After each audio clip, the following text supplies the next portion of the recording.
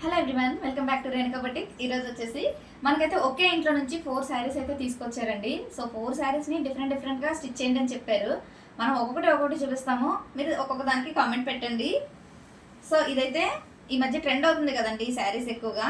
So ఇది శారీ చూడండి, colour combination కూడా సూపర్గా ఉందండి. Light baby pink and purple colour అండి. ఇదైతే చిన్నగా బుట్ట పెట్టి ఇలా చేసామండి.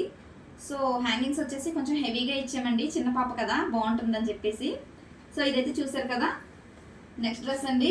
ఈ మధ్య ఎవరు పట్టు చీరలు కట్టడం మానేశారు కదండి. సో మన దగ్గర పట్టు చీర కూడా డ్రెస్ కుట్టించేసుకున్నారండి.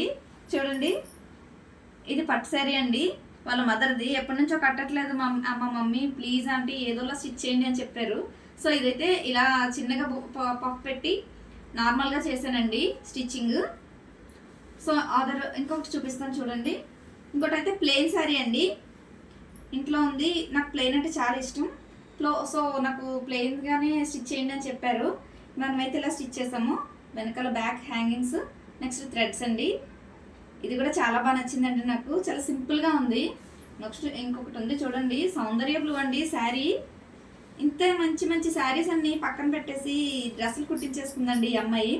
సో ఈ డ్రెస్సులకి వీళ్ళ ఫ్రెండ్స్ అయితే ఫ్యాన్స్ అయిపోయారండి.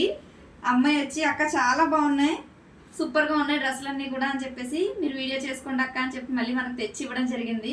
సో మీ అందరికీ కూడా నేను చూపించాలి కదా, అందుకనే మళ్ళీ నేను తీసుకుని వీడియో చేయడం జరిగింది. సో మీరు కూడా ఇలాంటి different types of dresses stitch చేయించుకోవాలనుకుంటున్నారా? ఇంకెందుకు ఆలస్యం, వచ్చేసేయండి Renuka boutique 23. Thanks for watching.